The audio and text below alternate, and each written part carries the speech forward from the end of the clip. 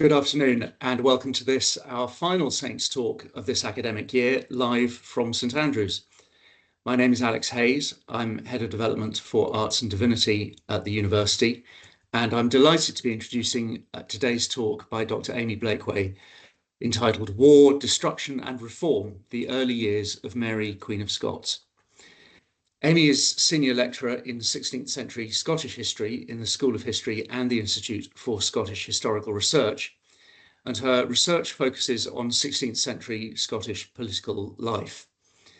She's the author of numerous articles and 3 books on 16th-century Scotland, the most recent of which, War and Governance in Scotland 1543 to 1559, Destruction, Reconstruction and Reform, is just about to be published by Edinburgh University Press.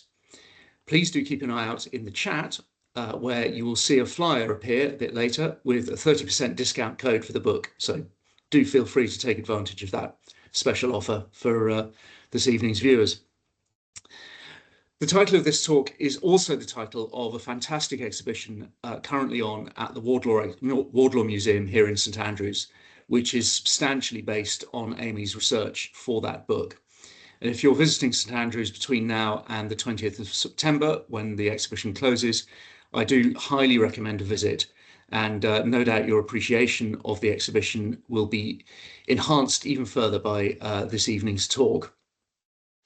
So, drawing on highlights from the university's collections, this evening Amy will explore the impact of the largest Tudor invasion of Scotland on the lives of ordinary people, exploring themes of inflation, cost of living, taxation and social tensions, so nothing new under the sun.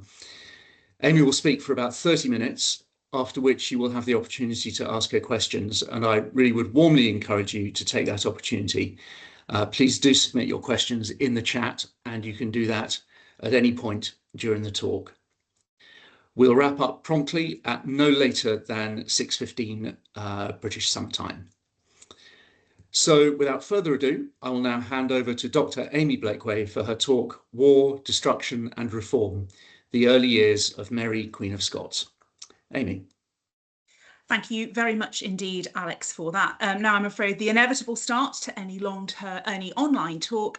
Please allow me to share my screen because we have a few images that I will be showing you along with tonight's talk. Okay, so as Alex said, this talk draws on research from my 3rd monograph, which is also the basis of the current Wardlaw exhibition. But tonight, what I want to do is to bring a national story. Apologies, I've got a little bit of a summer cold, and I hope nobody else is suffering in this way. I want to bring this national story to our corner of North East Fife. Before I do that, however, perhaps we need a little bit of introduction. When we think about Mary, Queen of Scots, we tend to think of her kind of like this. This is her statue in the series of the Queens of France in the Jardin de Luxembourg in Paris. And I think I like to start here because it's sort of Mary as she's fed to us in the popular imagination. This is Mary as an adult woman, a romantic woman. As in many depictions, she's sort of gripping a book and her eyes are gazing off to the side. She can see something that we can't. But this depiction of Mary, the face that launched 1,000 trails around Scotland's castles, her own champagne, and innumerable tartan Spurtle type spin-offs, perhaps masks another story. When we focus on Mary, what are we missing? What are we perhaps not seeing? What are we thinking, what we're perhaps missing about the people of her country in particular? And in tonight's talk, I want to focus on that. And to do so, we're going to step away from adult Mary, back to the Mary who became queen aged only 6 days old on the death of her father, King James V of Scots. Now, James V was a fantastic monarch, an ambitious monarch, but very sadly, he died quite young, at the alarmingly young age, well, you can work it out there, he hadn't even quite hit up to his 30th birthday. And in the last year of his life, unfortunately, James was experiencing quite a lot of political tension with his uncle, Henry VIII. I've picked this image of bad Uncle Henry, as I tend to think of him, because there's a trend in popular depictions of the Tudor monarch to sort of show him kind of in his prime, young, a little bit sexy, in his 20s, riding his horse, etc. The Henry we are talking about tonight is this Henry. This is the Henry who is a tyrant, who is murdering his wives, his closest friends and supporters. So on hearing on the death of his nephew, this Henry doesn't think, oh, I'd better send some flowers, a card, condolences. What he thinks is, there's an opportunity here. If I play my cards right, I can achieve something that I've wanted to for a long time, and I'll do it this way. The Scots, they have a young baby queen, and this, by the way, is the first penny minted during Mary's rule. So this is what certainly the likes of me, and I suspect the likes of many of you normal folk, would have seen as their first image of the queen. And I just love it because she's there wearing the imperial crown, the crown that shows Scotland has no allegiance to any other realm in this earth, of course, an allegiance to God, and yet she's shown as a wee child. Look at those little chubby cheeks. She's obviously a wee girl. So anyway, back to Henry. He thinks the Scots have this baby girl, and I've got a young son myself, Edward, Prince of Wales. What if they got married? If they got married, Mary, as the wife, would pass into the legal custody of her husband, and so too would all that she possesses, including her kingdom. This queen would bring her kingdom as her dowry. Scotland and England would be united under one monarch, and the Scots would have the opportunity, as Henry would think it, to convert away from the Catholic faith to which James had remained so loyal, and instead embrace the Protestant faith that he had instituted in England with the break from Rome. The Scots famously refused this, and the wars which ensued on this refusal were traditionally known as the Rough Wooings. That's not a term that I think is particularly useful or helpful, and we'll be returning to it at the very end of the talk. But for now, I want to emphasise the scale of this destruction. I'm not going to go through every single campaign of the war because we would need far more than the 30 minutes that we have together to do that. Instead, I just want to show you this map.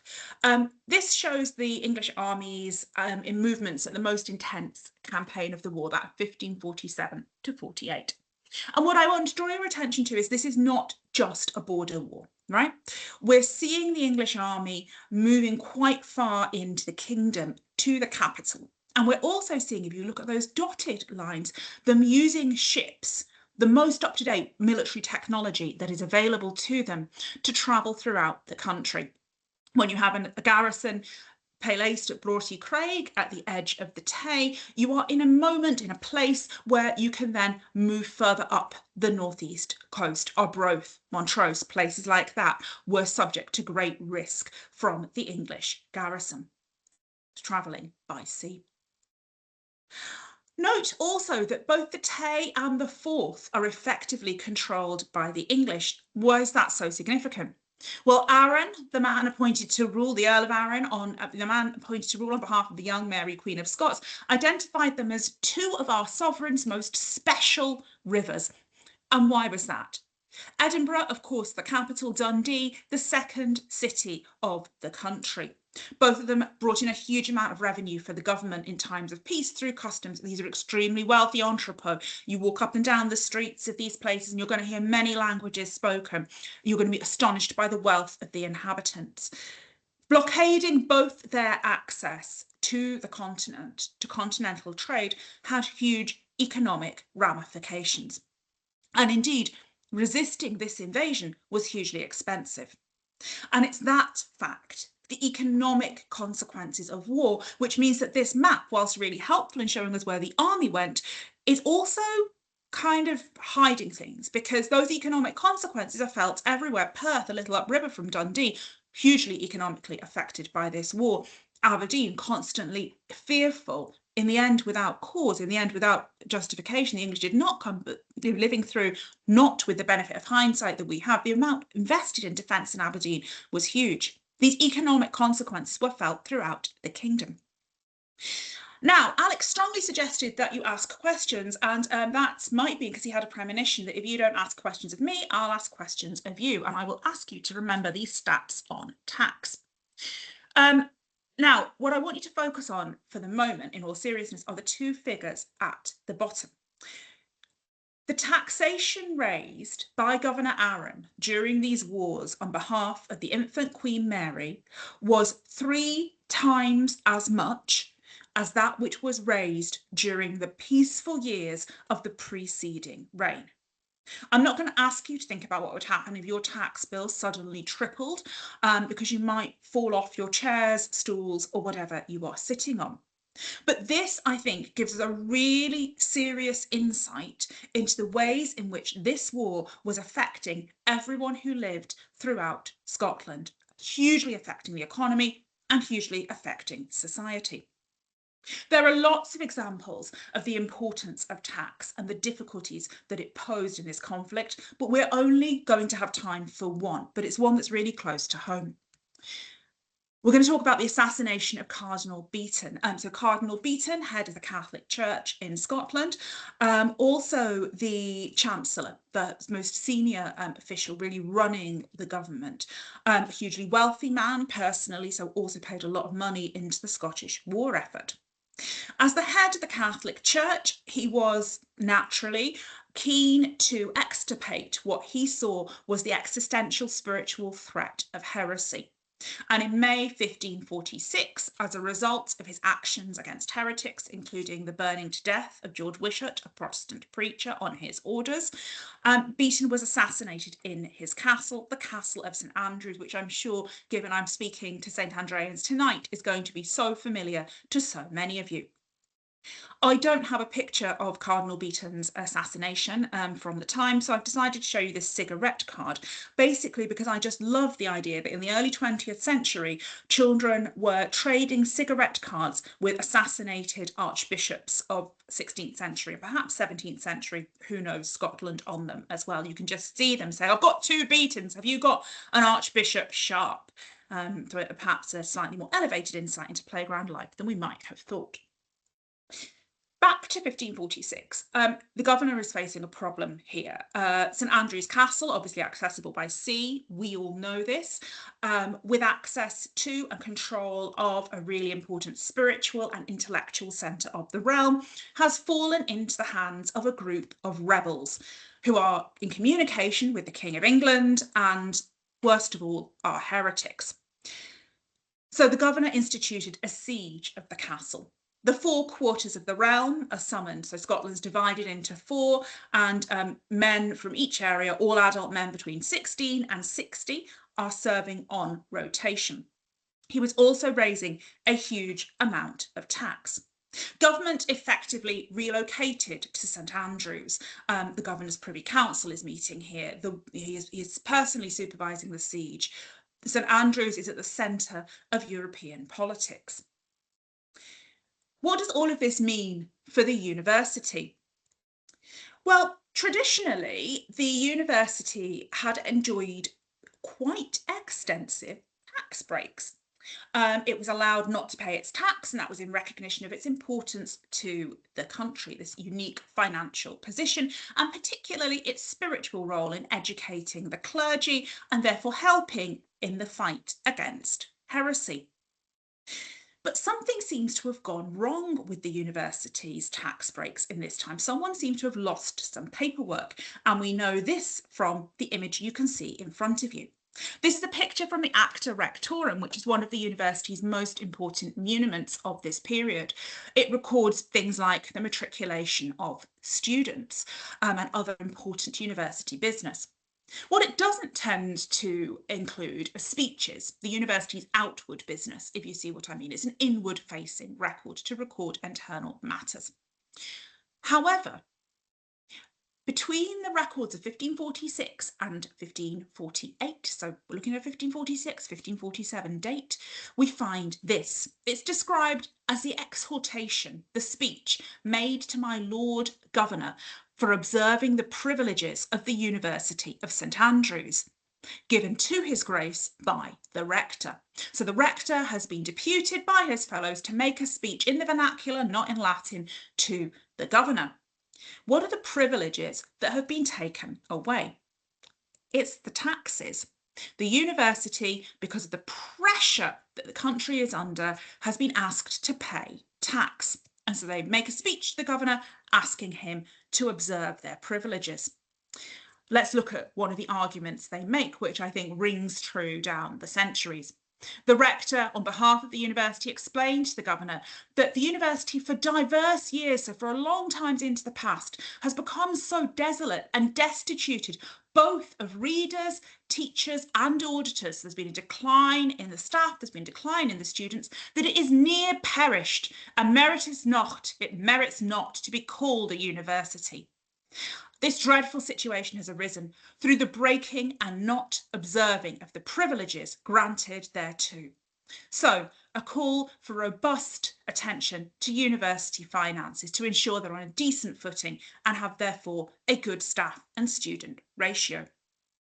When we think about the effects of war on this period, we don't tend to think about these real life types of implications. What would people's education have begun to look like?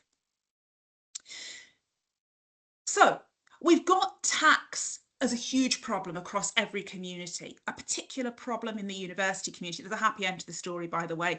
The university is given its tax privileges back in due course. But this war also has huge social consequences. And we're going to now cast our gaze across the whole country, and we're going to look to places like Stirling, Haddington, Aberdeen and Dundee. Early modern armies were not particularly hygienic, and plague was a huge risk of early modern life. And what we see is that in 1545, so around the time, this is the year before the siege of St Andrews, running into the year of the siege itself, 1546, we see a huge plague outbreak across Scotland. The mass movement of men on military campaigns exacerbates this spread. And the rise of the plague has economic consequences which mirror and worsen those of warfare. People are locked down, they're unable to move, trade is restricted, people aren't going out, they're not spending money. That means local businesses are suffering. Sadly, I think this is a tale that is extremely instinctively familiar to us nowadays. What we might question as to whether this is equally familiar is the way in which the government of local towns, local town councils, decide to deal with this through a policy of social differentiation. I've got an example here from Stirling, but this was a widespread policy. So how do they deal with this? So the town officials order all the poor folk of the town to gather together. And because of the contagious sickness of the plague, all strangers are going to be removed from the town. Poor folk from Stirling are going to be given a token, will be given a token to identify them. Everyone else will be removed from the town. I read this, and even at 500 years distance, this is chilling. The idea that those who were poor would be gathered together and treated like this. And then within that, there's going to be this differentiation on the grounds of birthright. Those not born in Stirling will be thrown out beyond the safety of the walls to face the English invading army and the threat of the plague. And it means that these tokens, these things for people to wear, that they're going to be, that differentiation policy is going to be implemented. These are very rare to survive, but one does survive from Dundee, our neighbours just across the Tay, which bears the date 1549. It's quite corroded. It was probably only ever a cheap thing when it was produced. It's made of lead, but what you can see there is the city arms of Dundee, so the vase of lilies, and the legend around the edge reads, Borough of Dundee, Town of Dundee, 1549. We're really privileged that this, the earliest beggar's badge to survive, or plague token perhaps we might call it, from Scotland, is currently on loan to us in the exhibition at the Wardlaw. And for me, it's a highlight piece in that display. Okay, so we've got rising taxes, we have got a plague, and we have got economic consequences of this widespread outbreak of disease and of war. It's quite difficult to think about the impact of this on real people, actual individuals, as opposed to the collectives that we've just described. But we can get a little hint of this through some of the testaments issued by soldiers before they went on campaigns. These are their wills to dispense of their goods. And we're going to look at one example now, a man called Alan Stewart. We know from Alan's testament that he's a farmer, and he has steadings, he has agricultural goods. And this gives us an insight into his family dynamic. So he starts in a fairly traditional way. He leaves to his wife all of his goods, and she's to use them to the profit and benefit of herself and Euphemia Stuart, my daughter. Okay, so normal. But then we start to find out a little bit more about the dynamics of the Stuart household. Alan says Euphemia is to abide at the command and counsel of her mother, and I order her to do what will please her mother and what her mother tells her to do in all manner of things. In my experience, when you tell a child or a teenager or a young person to do something 3 times, that suggests you think they might not do it. I think we've got quite a strong-willed young woman here in Euphemia.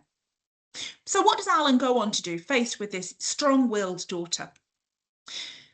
Well, he talks to Gavin, his son. Gavin, obviously a bit older than Euphemia, he's left home. And we know this because his father has been buying and trading with him. So Gavin's been in Edinburgh with his dad, possibly he's living in Edinburgh, and he's trading. He's bought 20 quid's worth of goods off his dad on credit. So he's taken the goods, but he's not yet paid his father. And Gavin is told to give that 20 quid that he owes his dad to his sister Euphemia, as well as a grey horse, but only if she follows the advice of her mother and her brother. Alan, I feel sorry for you. This is the equivalent of giving a teenager your credit card and the car keys and telling them not to do anything that you wouldn't do. I love this document because it gives us a detailed insight into the type of family dynamics, the type of ordinary people who are being affected by every single one of the battles and military activities of this conflict, which can seem quite distant and quite far away when we simply read them as lists of dates and events.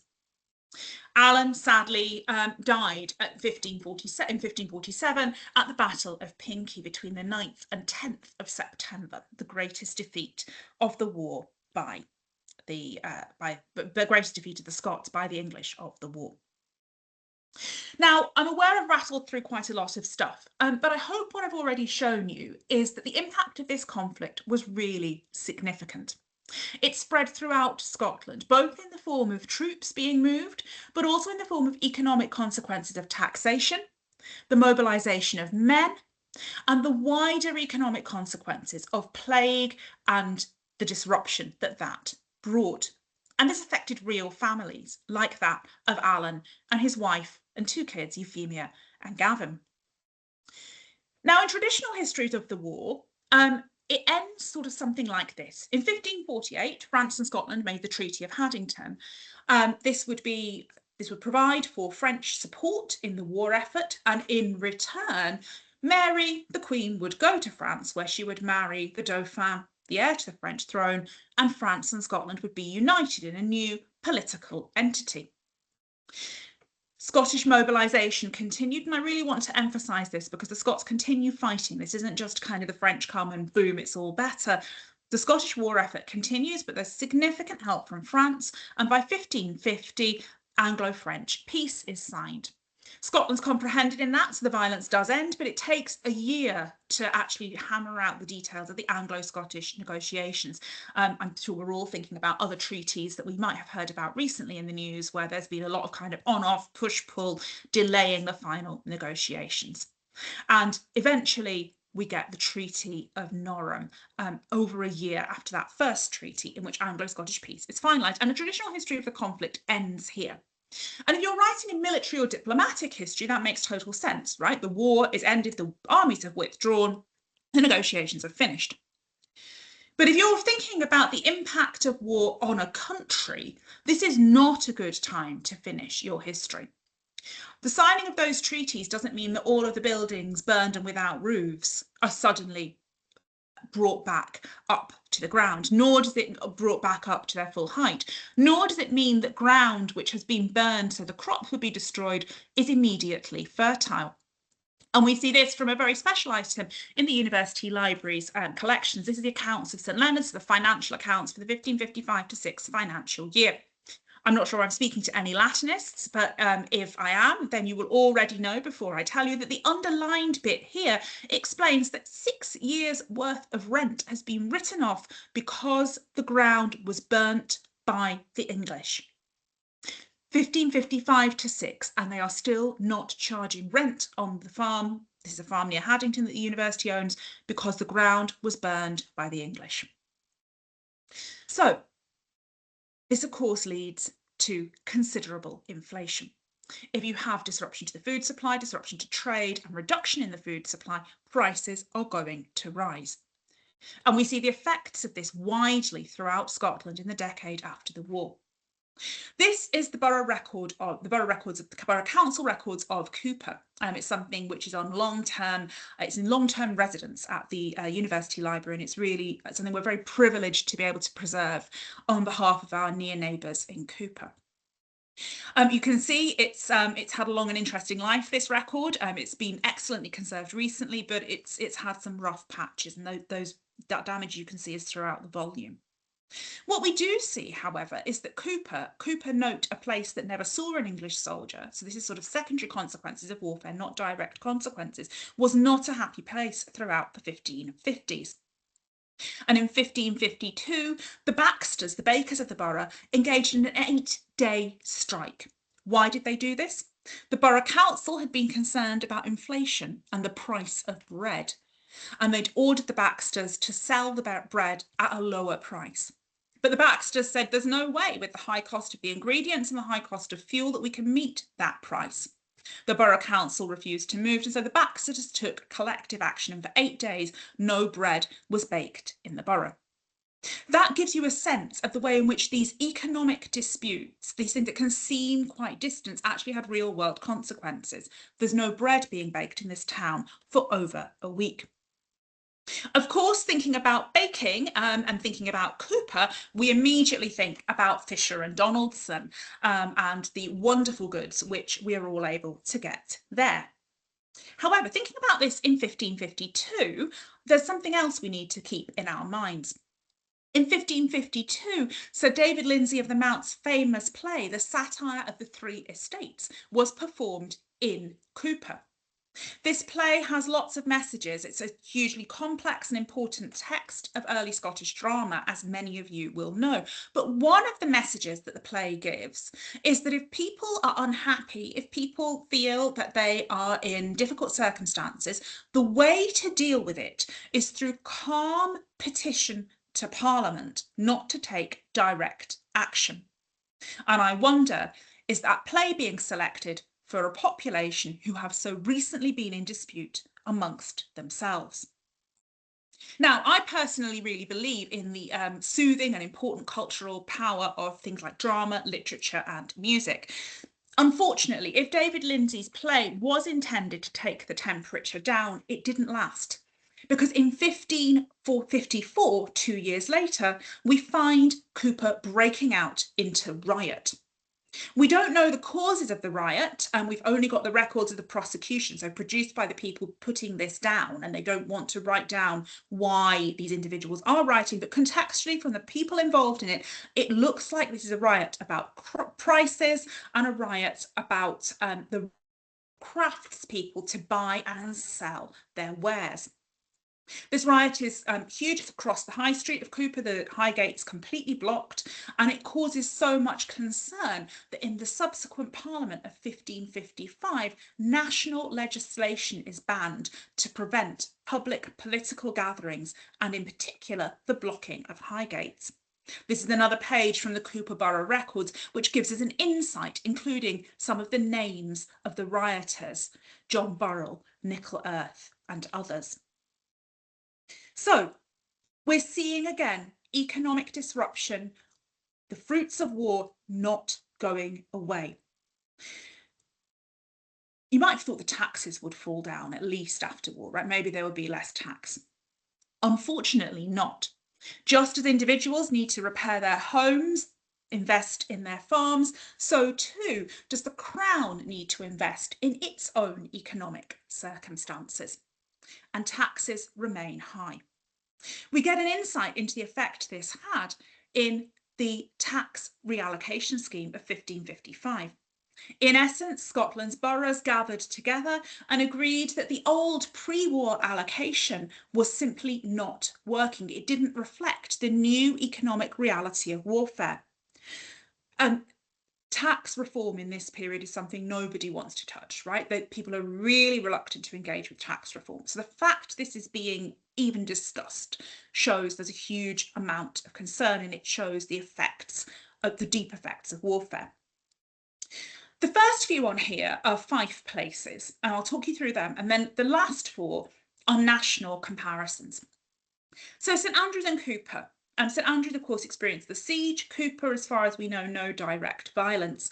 They were both given fairly significant discounts. 11 and 12.5% is what they're proposed for. That's roughly comparable to Dundee, which suffered huge violence in this war and was given a 15%. It's considerably less than Haddington, the most damaged town of the whole country, which was awarded a 51% discount. Rothesay-on-Bute and Jedburgh sort of around 30%, and they're just there really to give you a sense of comparison. What's striking, however, is the way in which fortunes in North East Fife are diverging, because Crail and Kirkcaldy are both proposed for an increase in their tax burdens. Why is this? Those countries may, though not those countries, sorry, obviously Fife is a kingdom, but those boroughs are indeed not countries, they are boroughs. Crail and Kirkcaldy are proposed for an increase, and why? I think it's because they have a real reliance on the fishing trade, and fishing is something that's relatively easy with a low capital outlay to increase. And so this means post-war, they are able to recover in a fairly robust manner. And we see this with communities that rely on fishing, particularly cod. Even so, that doesn't mean they have returned to pre-war wealth. It just means they're doing better than some other places. And we know this because of the Crail Borough Council Register. Again, something that we're privileged to preserve on behalf of our neighbours in the University Library. The page you can see here is from 1556, and this is a list of people who have yet to pay their taxes. You might see the list at the bottom of the page. Some of them scored through. Those are people who have paid and they're being crossed off the list. That high level of non-payment again shows considerable economic disruption. Okay, so throughout the 1550s, there's large-scale economic disruption. Taxes have not fallen, prices have not fallen, and there is people who are willing to riot for discontent about it. For those of you who've studied this period, you might already be thinking, well, hang on a minute. What does that mean for the events of 1559 to 1560, when a group of Scottish Protestants rose up and rioted in rebellion against the established Catholic government and formed the Reformation Parliament, which turned Scotland into a Protestant nation? Previous discussions of this have emphasised religious conviction, anti-French sentiment, concern about the form the union with France was taken, and those are, of course, important. But I would argue there's something else that's equally, if not more important, and that's money. What you can see here are the images of the new coins issued to celebrate the marriage of Mary, Queen of Scots, to the Dauphin Francois, who are depicted on the screen also. When you're paying over these coins for the largest tax of the 16th century in real terms to fund that marriage, to fund those celebrations, and you're still knowing that your prices are high and these coins can buy less and less every day, I think you're going to feel discontented, and that socio-economic decisions at home are being affected by diplomatic decisions abroad. And for those of you who recognise the John Knox statue, just to be clear, yes, I did deliberately put the coins over his face. I'm well aware of some of his misogynistic publications, and this is my perhaps slightly petty way of getting back at it. Okay, we've got a couple more minutes together. I said at the beginning that the war was traditionally called the Rough-Wooings, and this is something that I think is a bit of a difficult term. So let's spend a few moments thinking about that before we have some time for questions. Now, the idea that the war of the 1540s was called the Rough-Wooings comes from the book whose cover you can see here. This is by an English administrator soldier called William Patten, who prepared an account of one of the English campaigns. And the phrase Rough-Wooings for the war allegedly comes from this. Patten is describing the capture of the Earl of Huntly, one of the leading Scottish officials, hugely important to the war effort. And when he's captured by the English and he's asked, well, what do you think about the marriage between your queen and our king? He says, apparently, in good faith, I'd like it to happen. I'd like it to happen. I'm happy with the marriage, but I like not this wooing. From this passage in William Patten, the idea that the Scots and the English called this at the time a rough wooing was born. Now, I've spent a lot of time in the records of the 1540s and 1550s. I found a lot of plague. I found a lot of tax. I found a lot of inflation. I found a lot of families torn apart. I found evacuated children. I found tales of courage and heroism and tales of treason and dastardly doing. What I've not found is the phrase rough wooings. We can see some of the descriptions used by the Scots for this war at the time. There's an emphasis on destruction and burning. The war's put sort of temporally as after the death of James V, and they remember, of course, the coming of the English. A little after the war, we see the war being described as a furious war, or the 9 Years' War. But there's not a rough or a wooing in sight. So where does this come from? I first found it in this tract, published in early 1707. This was produced in the debates surrounding Anglo-Scottish parliamentary union that was effected later this year, and it was written by a unionist who, faced with the prospect of England and Scotland uniting, exactly the thing that his ancestor the 1540s had fought to resist, needed to fashion the past into something that was, well, going to conform to and lead up to the present. And he did it by describing these wars as a rough way of wooing.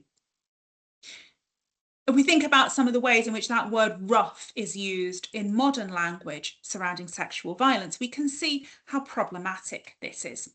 The violence of that war, which included sexual violence, is being smoothed, dismissed, shaded away. And in any case, for an early modern person, such as the author of this, Sir James Hodges, given that the wooing ended in a marriage, well, the end justified the means, did it not? Okay, thank you very much for listening to me for the last 30 to 35 minutes. I'm afraid I think I went over slightly. I hope you found that interesting and it helped you think a little bit more about a period in Scottish history that we think we know about through Mary, but actually perhaps is hidden behind this famous figure. If you're in St Andrews and you want to find out a bit more, then please do come along to War Destruction and Reform at the Wardlaw, where you can see many of the objects and records that we've seen together tonight. I hope you found that interesting and enjoyable, and I'm looking forward to hearing your questions. Thank you. Thank you very much, Amy. I'm struck in particular by some of the parallels with contemporary life and taxation, war, or economic issues stemming from war. Thankfully, we're not subject to bubonic plague at the moment, but you know, who knows?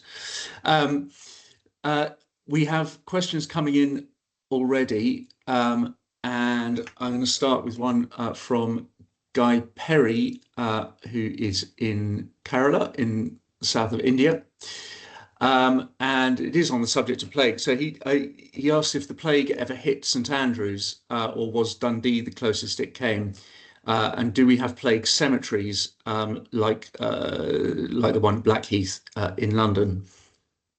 That's a great question, Guy, and I'm really jealous that you're in Kerala. Yeah, I'm just thinking how lovely that would be. Okay, so to your question, we don't have the borough records of St Andrews for the 1540s. We've got a great cache of records from St Andrews that really pick up in the 1560s, 1570s, and we've got fantastic Kirk Session records, which also, again, we're really lucky they live in St Andrews in our university library. So we don't actually have stuff from the 1540s that gives us kind of the dead cert evidence that we've seen for Stirling, that we've seen for Dundee. But I cannot imagine that the plague would not have been in St Andrews, given that it was so close. As for plague cemeteries, that's not something I'm aware of in St Andrews, and it's an interesting question as to how these bodies were disposed of and dealt with, particularly those of the poor. But anyway, yeah, I hope that's answered your question. You know, if I had to bet my house on it or against it, I would bet my house that the plague came to St Andrews, but I'm a historian. I don't have the borough records to show you in the way that I do for sort of other places throughout Scotland, which is why I think more broadly this approach of kind of thinking about everywhere, not confining ourselves to one part of the country, but thinking how different parts of the country were connected and in dialogue can be so fruitful when we're dealing with damaged records.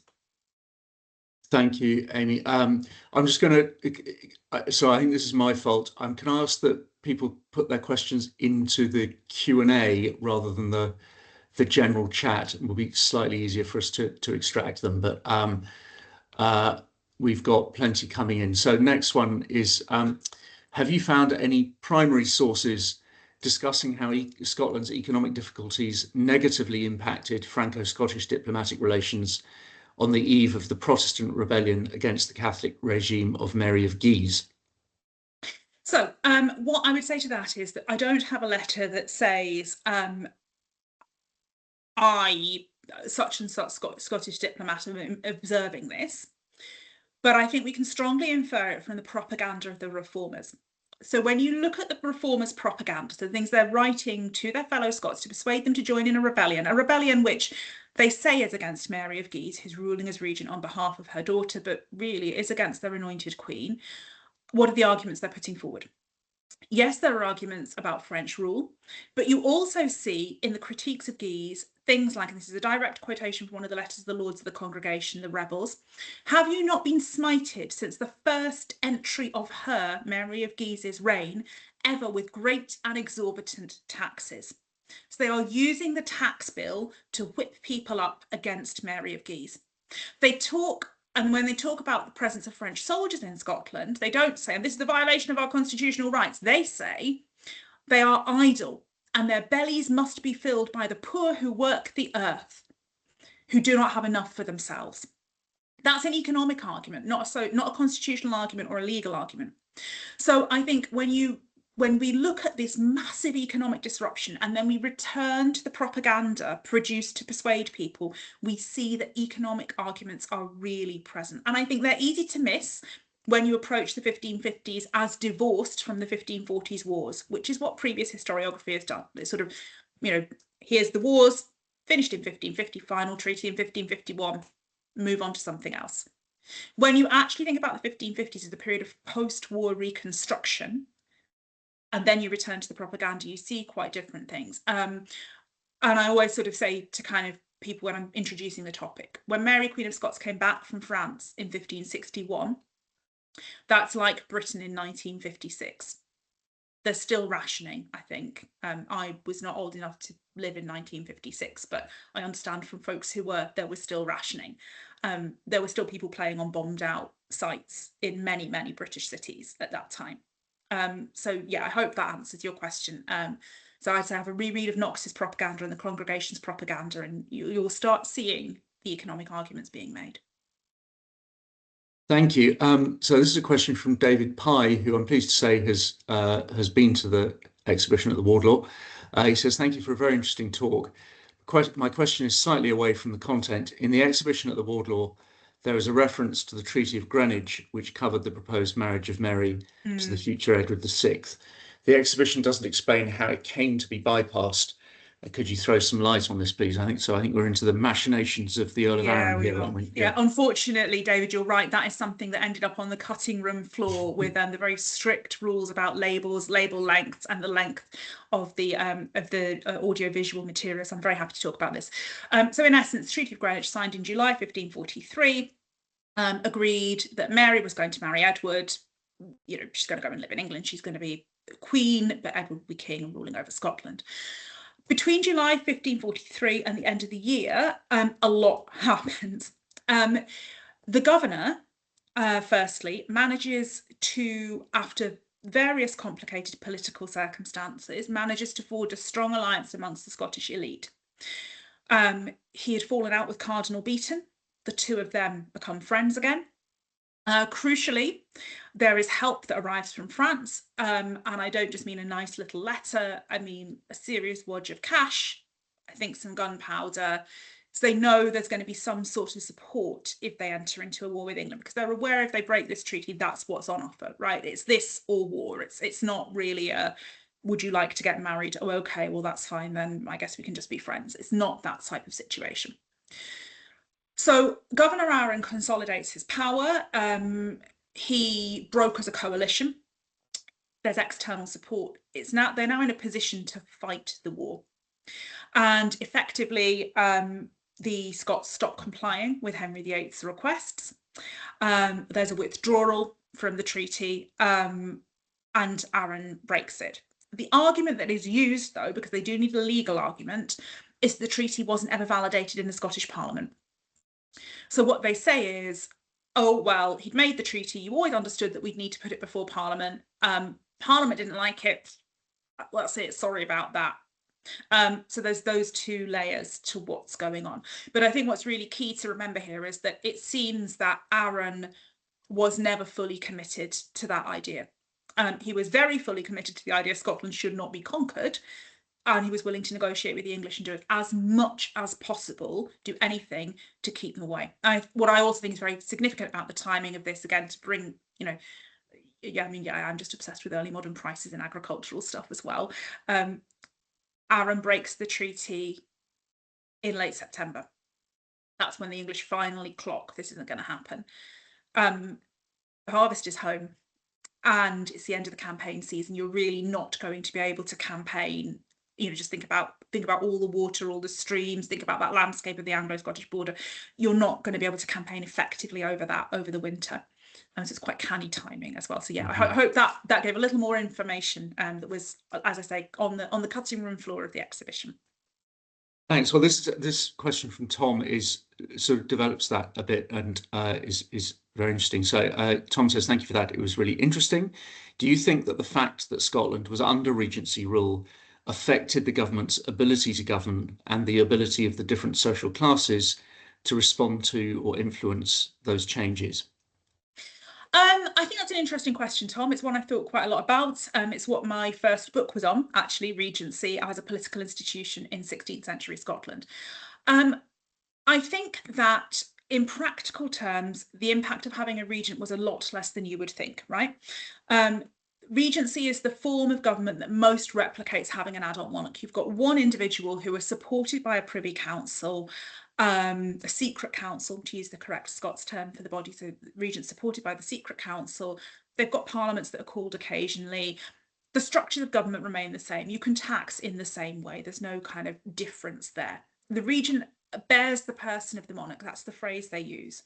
So in theory, there's absolutely nothing that's going to be different.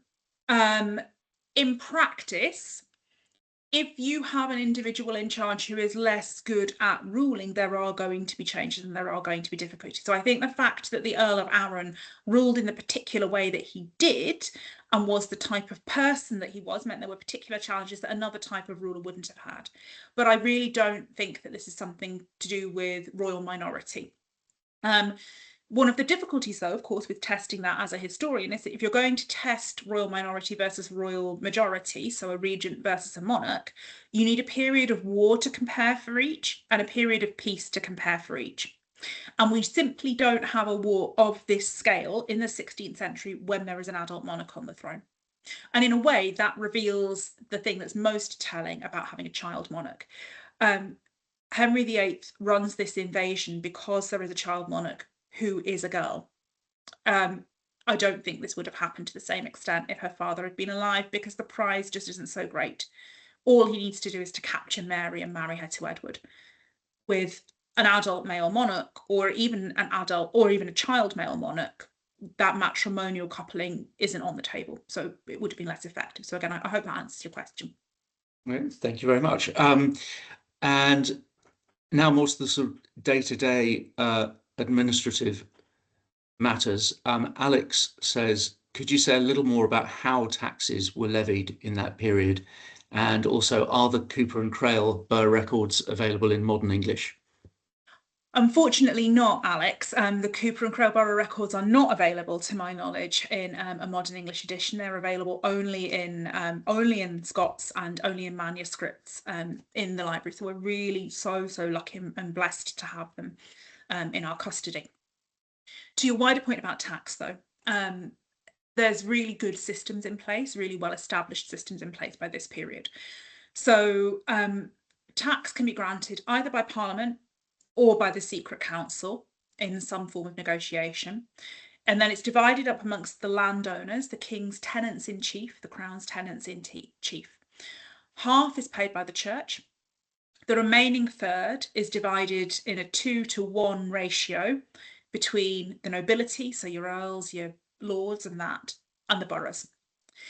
And within the boroughs, then the wealthy in the community are each apportioned a bit of tax depending on how much wealth they have, basically. So the borough councils in an urban context are really crucial for actually saying, right, okay, you know, you Alex, you David, you Tom, you are worth this. And then people will go around and collect the tax. Very often it might be trade organisations who are involved in that. So the tailors will have to collect the tax from amongst the tailors, for example, especially if you're in a bigger urban community. In a rural landed context, it's the sheriff, so the King's senior official in the shire, who's going to be saying, right, okay, well, you know, your farm's worth this, you're worth that. You pay this much. Tax collection, however, there is very often a gap. And that is something that's important to emphasise. This is literally people going and knocking on doors and asking for coins or expecting coins to be brought to a town hall, right? This is all being done through physical objects and stuff. We have very few big taxation accounts, but we do know that there is considerable issues with payment because the government prosecutes non-payers. So eventually people do pay up, right? But you might have to chase them through the courts for it, but that takes a long time. And on the tax accounts that do survive, it's quite clear that poorer areas of the town have higher defaulting and non-payment rates than wealthy areas of the town. And so my gut instinct is it would have been harder and harder to collect taxes as the economic situation worsened and people just had less to give. So I hope that helps. Yeah, thank you. So we've got at least another 4 questions here. So are you telling me quick fire, Alex? I don't think we've got, we've got 9 minutes left. Okay. So we're okay, but yeah, at least 4 stacked up. So the first of these is from an anonymous poster, and I guess I'll let you choose how you want to answer this, because you could address it in a number of ways, I guess. But the question is, where does your presentation of the early years of Mary Queen of Scots fit in the Scottish fight for independence? I guess one might, you could maybe address that in terms of where we get to with James VI and the Union of the Crowns, and the sort of long tail, I guess, constitutionally of what's going on in the mid 16th century. Oh, it's interesting because as a historian, I go straight back to the Wars of Independence. Right. You're obviously thinking of that forward. I'm straight away like, oh yeah, you're back going to the back. Wars of Independence. Yeah. So either. Yeah. go for it. I think that the questioner is right that this is one moment in a much bigger story. And the people at the time are aware of that. The Scots are reading things like the Book of the Wallace. They're rereading Barber's Bruce. They have their histories written by people like Hector Boyce, that's in Latin, translated into Scots by John Bellenden. So they have their tales of the previous heroic exploits of their ancestors. And those are didactic texts, right? They sort of tell us, our ancestors who we ought to read about have done this. This provides a pattern. And the Scottish propaganda produced at the time, which I'm not going to talk about too much now because I'm doing an event on this at the Alumni weekend, but that also talks about the past very heavily. So they see themselves as being at a moment as part of a larger narrative. And to Alex's way of addressing the question, these wars, again, as attitudes to union change or shift, or I guess more correctly, as the majority consensus weight in attitude to union shifts, right? Because you do have people in the 1540s who are Protestants and think union with England would be a good idea. As that consensus shifts in the later 16th century with the different circumstances of James VI inheriting the English throne, these wars have to be recast. There's very little interest in them really in the 17th century. They're just kind of focused on James VI and the present conflict that they're going through, the huge war of, that engulfs this island and the island of Ireland in the middle of the 17th century, which is quite preoccupying. But around the parliamentary union debates, as I showed you with that last slide, there is an interest in history, and these wars turn up there. And they turn up again and again in the histories of the 18th, 19th century, recast as this sort of rough wooing where the violence is being minimised.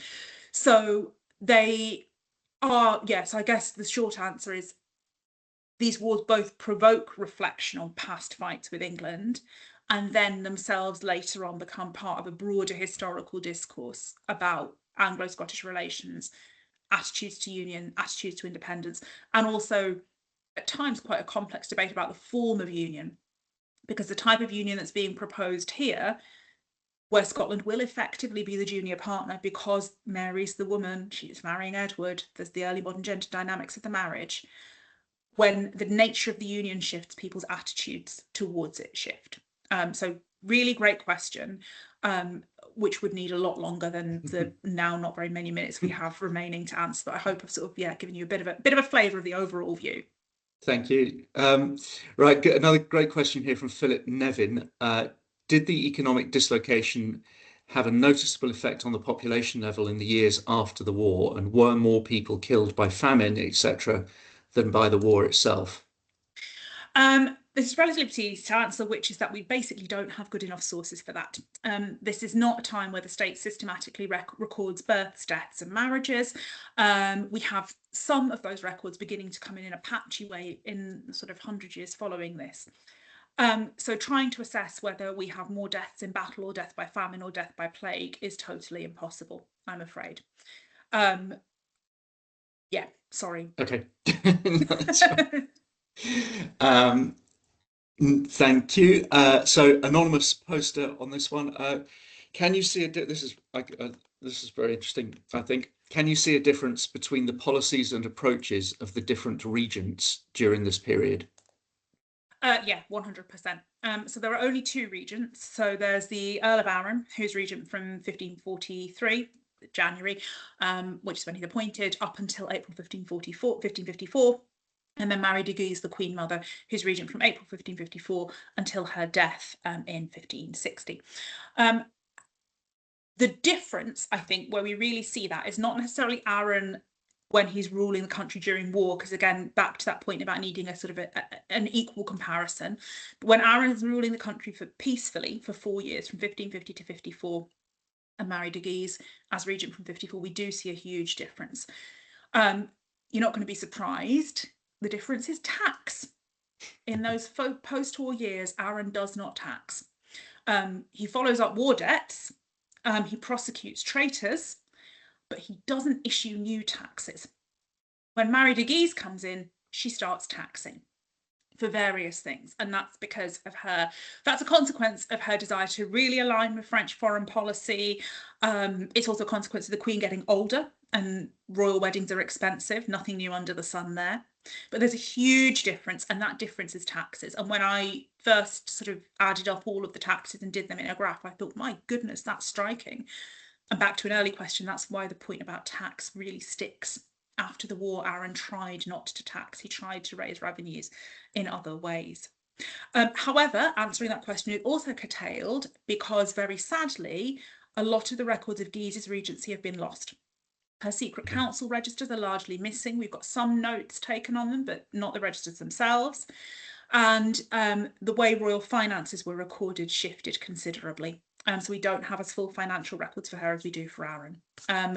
So there's a lot of questions that I would love to know, like how many of her advisors did actually change. And I just can't tell you because I don't have the attendance lists. So yeah, great question. Thank you. And I think to a certain extent, you've answered Carl England's question, which is what kind of, where we have so much written material available on contemporary events for a 16th century historian, what kind of material would you like to have had available for your research? Mary of Guise's Mary of council, Guise, yeah. And I think, but also the records of other boroughs than the ones I have. I would have loved, so we don't have any records kept in either Haddington or Dundee during the period they were occupied by the English, or where they were under direct English control, even if there wasn't an English garrison in there. I would have really liked to have had one set of records for an occupied town, because I think that would have been fascinating and offered a totally new perspective. But yeah, I still think it's Mary of Guise's Secret Council Register. So if anyone is listening and you've got some like old records in your attic, go and have a look. And if it's Mary of Guise's Secret Council Register, please give me the first read. Thank you. Okay, there you go. There's a challenge for everyone. Right, I do want to get this one last question, and we'll need to be very brisk with the answer, but it's from Anonymous again. But many thanks for the excellent talk. From my 1960s primary school history in Kelso, I seem to recall that the destruction of our border abbeys was mainly attributed to the rough wooing. Can you comment to what extent that is true, or were prior decline or the subsequent Reformation more significant factors?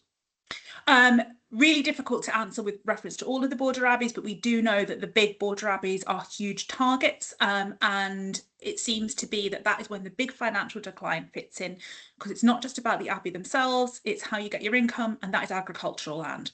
So if you're Kelso Abbey, you can rebuild the church if you get a generous donor, great, fantastic.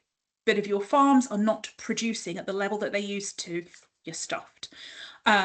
So Kelso, yeah, this is hugely significant, although, as I say, every abbey, it would have been slightly different, and none of these problems were unique to this moment or this period. Okay, fantastic, thank you. We've rattled through a lot there, and thank you so much to everyone for your questions. That now concludes the final Saints Talk of this academic year. We will have a pause over the summer, but please do keep an eye out for news of the next talk in the autumn. But in the meantime, Amy, thank you so much. I think it's an absolute testament to the value of the kind of rigorous research and detailed research that is entailed in your work, and the light that it sheds on